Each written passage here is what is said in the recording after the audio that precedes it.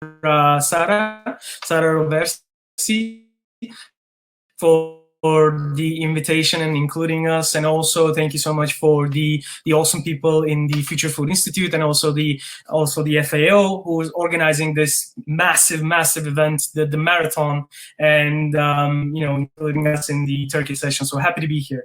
So I'll start off with introducing myself. I'm Semih Hakim. I'm the co-founder and CEO and a corporate innovation partner for the agri-food sector, and we'll be covering today about the Turkey and the ecosystem, and also the sustainability within this session. And with me today we have Dilek with us. She will be joining me, and we will be discussing the perceptions of sustainability and the future of food systems, with the impact of the ever-changing effects within the food systems. So thank you again, and welcome, Dilek. Welcome. Hello. Thank you. Thank you, Semih. So would you like to start off and introducing yourself? Welcome. Of course. Thank you. I'm so happy and very excited to be here on the marathon, and I would like to thank Sara Roversi and Future Food Institute and Food and Agricultural Organization, and as well as Joe Biden, of course, who's been in business as an entrepreneur and as a professional 30 plus years. And I've been on the professional side for like 10 years, then 20 years in entrepreneurship, but always in civil society. I worked for women empowerment, for financial literacy and sustainability, and now Purpose Sustainable Ideas is helping clients, companies, corporates, NGOs, how to get on the sustainable path from now on. Excellent. So, Dilek, we're going to cover quite big questions, quite tough questions, but we're going to have short and sweet versions of that. So I want to start off with asking your perception and your idea with this ever-changing perceptions on sustainability, through the impact of policy making, through the impact of companies, and through the impact of ever-changing perception regarding the consumers from the producers and the whole value chain. So how do you see this shift, this change within the world, and how do you see Turkey and the situation that we are in general regarding the sustainability? Thank you, Semih.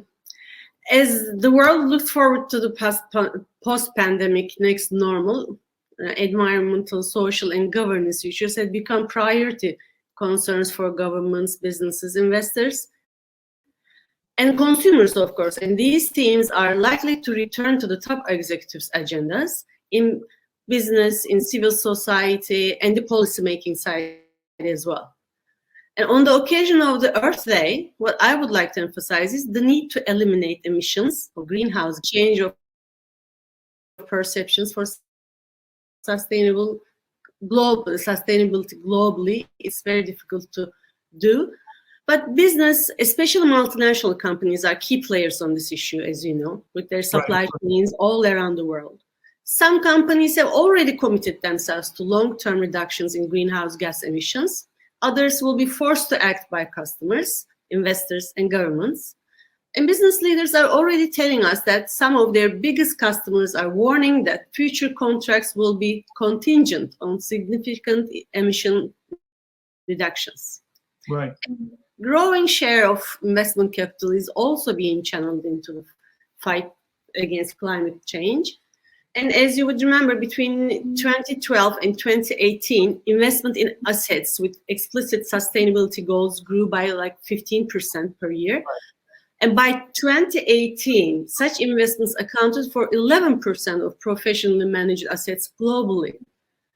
And more broadly, investors are increasingly concerned about the potential impact of climate-related risks across their portfolios. Right. Also, the policymakers are putting more pressure. Like the European Union, for example, appears ready to proceed with plans for a cross-border carbon tax, using the proceeds to fund sustainability initiatives within the bloc. And such policies mean companies are no longer shielded from environmental legislation by virtue of their location. Any organization participating in global supply chains will need to cut its emissions. No way out. Like any train journey, the road to net zero involves several important steps. One, companies must understand their current carbon prints. Second, identify strategies to reduce and ultimately eliminate carbon emissions. Third, implement the necessary changes. These steps are straightforward, may contain some risks, such as falling demand or asset devaluation or regulatory shifts that would lead to cost increases. And many come out of business before they reach their net zero goals. But what I always emphasize is organizations, corporations should not let the scale of the challenge divert from their sustainability ambitions. On the contrary, big cuts in emissions can be achieved without large-scale value destruction. What's more, the climate transition will create historic opportunities for environmentally sustainable businesses to build new markets, reinvent all categories. And some companies like Unilever, for example, declared that in 2018 or 2019, its sustainable living brands grew like 70% faster than the rest of its portfolio. And according to a McKinsey analysis, the reuse and recycling of plastics could drive profit pool growth of $60 billion for the chemical industry by 2030. So what else are we asking for? Excellent. I think that's a brilliant answer. I mean, it's you pretty much explained how hands-on the companies should be, and that was my sort of like a follow-up version of it. And the companies are great players within this ecosystem, sustainable future.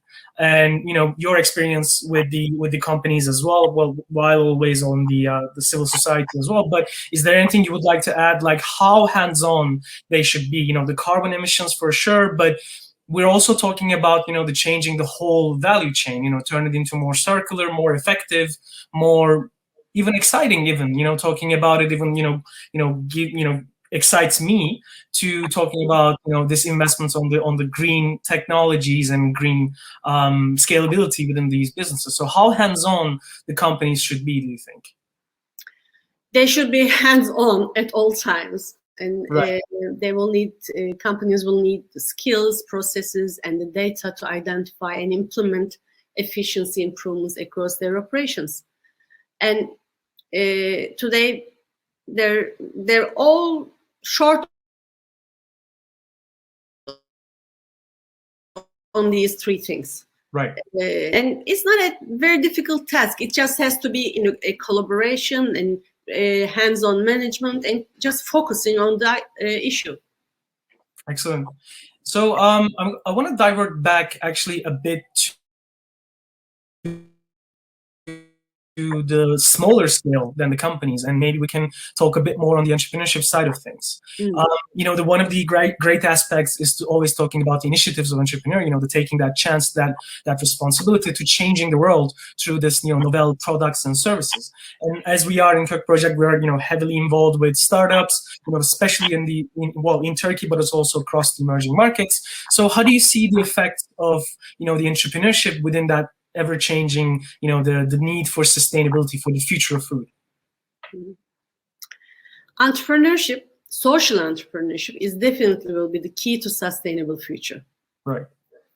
Because to them, success means social impact. Especially a lot of startups are all about applying technology to areas like job security, health, education, safety, and to improve lives and livelihoods. Especially during the past year, a big number of startups, entrepreneurs, focusing particularly on the impacted economic shock delivered by the COVID-19. So I personally believe in them, and I personally spend good amount of time in helping them review their business models, refine their value propositions, and plan their customer distribution, whatever their the needs are. Right. And sustainable scalability and reach are the core of these entrepreneurs. Their focus is more support. Their focus is more like support to the vulnerable, the higher Right. potential for impact on people's livelihoods. And when they're asked, what does success mean for you? When I ask them what does success mean for you, many say their focus is to reach and help as many people as possible with their solution. So to Right. them, success means social impact. And social entrepreneurs are driven by their missions bigger than themselves, and they dedicate their entire energy to support most vulnerable. And this energy and willingness to serve others is contagious. That's Those amazing. entrepreneurs are mostly tech for good. They're Right. tech savvy innovators, and they scale their solutions and they try to bring the greatest good to the greatest number of people possible. And I very much believe in them. That's awesome. I think that's one of the key things about it, because at the end of the day, where the change comes always from this dream of this idea of change and having more sustainable, more effective, and more impactful future. And as you mentioned, the social entrepreneurship is one of the key factors of that. But, it's hard to diverse the agri-food entrepreneurship and social entrepreneurship time to time, because the impact of food, especially with the digitalization, the ever-changing, the technologies and the need for them just to use this, the scarce resources such as energy or water, etc., is becoming also a social impact factor. As this, some of the countries who have struggling with their food security and food safety, they're also struggling with their GDPs. There's a direct correlation within that. So it's heavily, it has a direct relationship with the social impact. So this entrepreneurship factor is absolutely, just exciting at the same time. So we're talking about, companies now and the connection with entrepreneurs.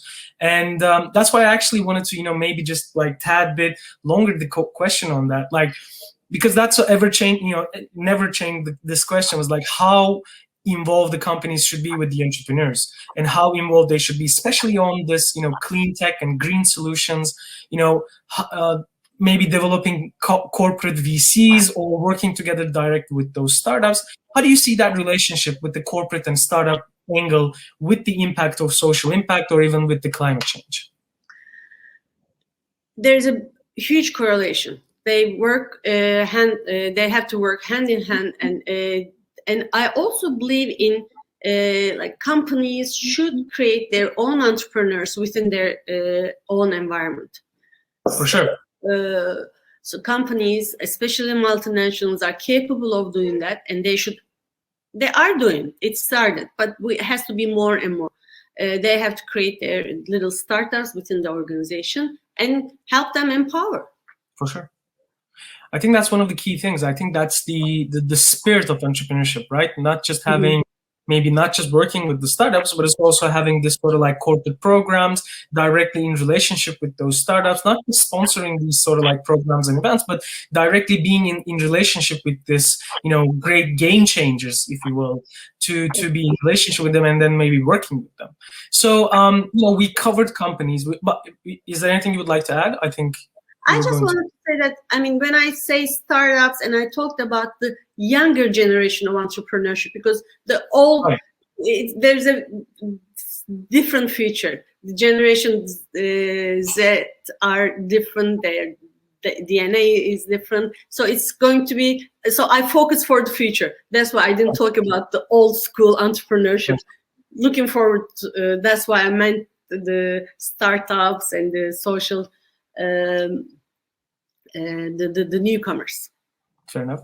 No, definitely. I personally quite excited the change will the Gen Z bring into the table, into the world. I just looking forward to that impact in a couple of years, and I think they're already having an impact as a generation. As I am a millennial and I've been, having this generational shift, and then I realizing how effective also will be the generation, Z, and I'm actually quite excited on that. But we covered companies, we covered entrepreneurship, we talked a little bit about technologies, but there's also the aspect of NGOs, right? So and you have a vast experience with the civil society. You worked with various impact focused NGOs. You had many roles within that sector, if you will. How do you see see that, the roles of NGOs within that, the same topic?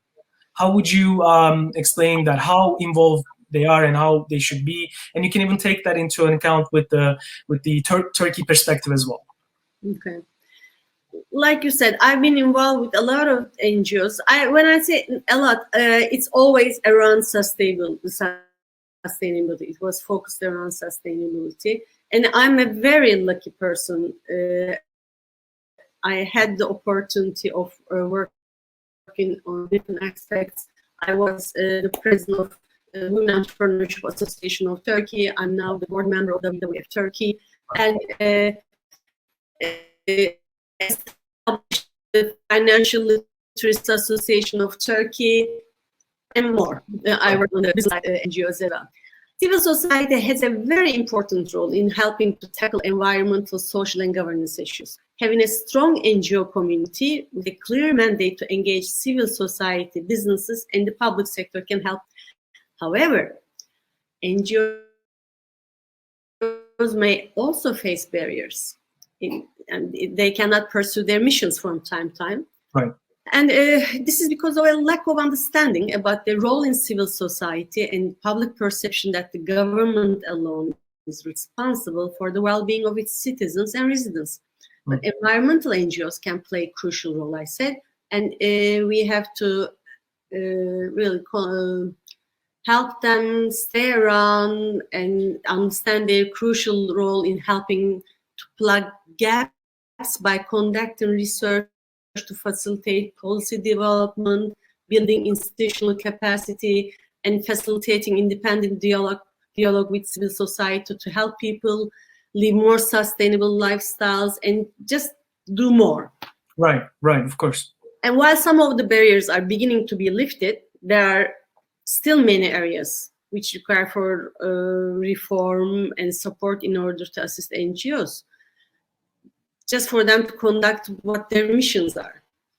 Fair enough, for sure. Yeah, in these areas, like the need for legal framework is needed. For the NGOs to be recognized and to enable them to access more diverse funding sources, engaged NGOs in policy development, in implementation issues. So this has to be really well understood within the countries. There are also an increasing interest in civil society, like I said, in environmental issues, but this interest is leading to a need for more independent research, communication, and grassroots outreach. NGOs can play a very significant role in leading and promoting such initiatives, but the ability of NGOs to provide an independent view is crucial to build trust within the issues and to help the behavioral change, cultural change within the communities. NGOs are very important. It's just excellent answer. I mean, absolutely. And I know that you also have a lot of experience. As you mentioned, you led woman-focused, impact NGOs as well. And the woman population within the agriculture, especially across the globe. I mean, we cannot think of an agricultural sector without the women producers and women-led agricultural businesses. How would you see the impact of this, change, especially on the gender equality, since you also have an experience on that as well? Is there anything you would like to share on that as well? Yes, of course. Without women, agribusiness would not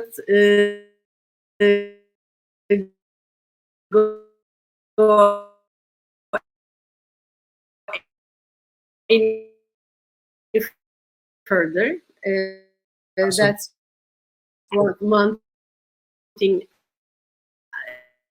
that has to be understood. And chance very scarce for them. So education, financially enabling them, and technology are important. When you put them together, they cannot really help, but they can just succeed tremendously. That's just excellent, excellent. Absolutely, I 100% agree. I think that's, as it's also mentioned a lot at the, Sustainable Development Goals, as it's heavily in line with, not just gender equality, but overall the agricultural sector. I think it was around, more than 60% are actually women within these, agribusinesses, as you mentioned. And it's a highly important topic. And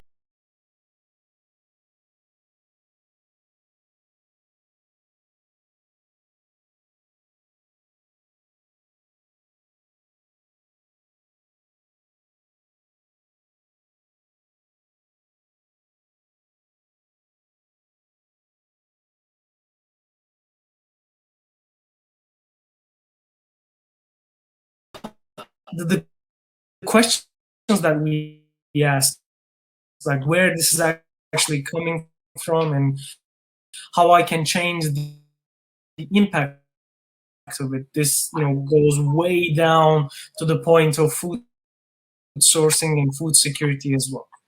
So, when we're talking about this, raising awareness, and I know you're also quite in gastronomy and also have interest in agriculture way, so especially on the wine production, etc. And me personally, I used to be a chef. I'm quite involved with agri-food. In my entire life, I'm obsessed with food for sure. So how do you see the example of raising awareness for the gastronomy to have this impact for people to understand how important where the food coming from and what we are eating, etc. From now on, everything has to be transparent. The traceability is the most important issue in gastronomy, in textiles, in whatever we do. So we have to be able to trace where our resources are coming from and how the production was handled, how are the social issues within that industry. So these are the very important issues, and creating awareness is just very important, and we have to put that in communication area. Anything that you do and that you can show the transparency, the traceability of your product, supply chain, or whatever you're producing, it will be creating awareness on consumer, because like we said, Generation Z will be very is around and is within. Now they're earning their money and they're on the spending side at the same time. Right. And for them to be working and earning their money and spending on the products that they choose to spend, where do they choose to spend, is very important. And so as long as we create this awareness through correct communication, sustainable communication with the right messages to the right consumer, as long as we create this awareness, things are much easier. Things are much easier for any product, or in fashion, in any industry. It's important. So the communication issue.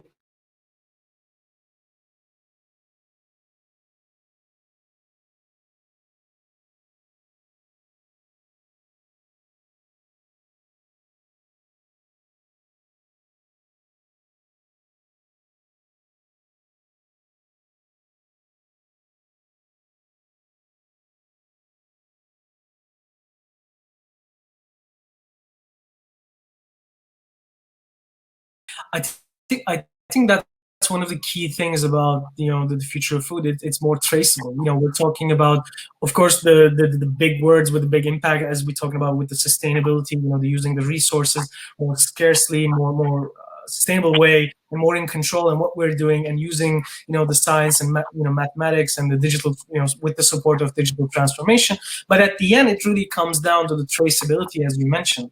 We want to know where this is coming from, how it's being produced, and are we actually making the right choice to do that, that purchase, etc. And as you mentioned, I think that's a great way to say that, is like, if you do something wrong, you have that social media, that's the the cause and reaction, like that's just quite instant. And they punish you at that moment. They punish you. Exactly. They'll cancel you basically. So I think that's just brilliant in a way, and I think that just creates the platform that needs a change, maybe for the last 50 years or even hundreds or even more, to coming down to the fact that we got to be we have to take the action and for change. So that's just excellent way to put it. So before we go, is there anything you would like to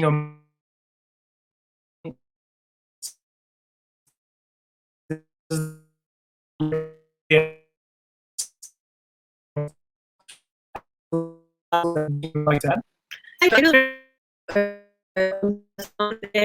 Out there to do that I can to spread sustainability, put them in everybody's, any corporation, any person's DNA. For sure, it's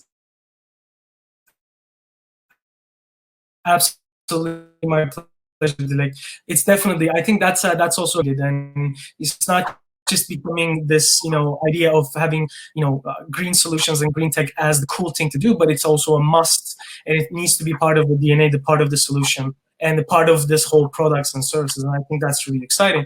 And one of the key takes from our conversation today is that everybody has a role. It's no one's job is actually everyone's job. If you're in a company, if you're an NGO, if you're a startup, or if you're just an aspiring entrepreneur, and you're a student and you want to change the world and you need the tools, it has a role on this change. And I think that's also an exciting future, because we need to take the initiative and be the change that we want to see in the world, as the saying goes. So it's a great pleasure to being with you, and I would like to finish off with thanking again Sara Roverski for inviting this event and as part of the marathon. And we're happy to be here. So thank you so much for everyone to listening and joining in, and we'll pass the torch to the the next awesome speakers. So thank you, everyone. Have a good one. Thank you. Have a great year.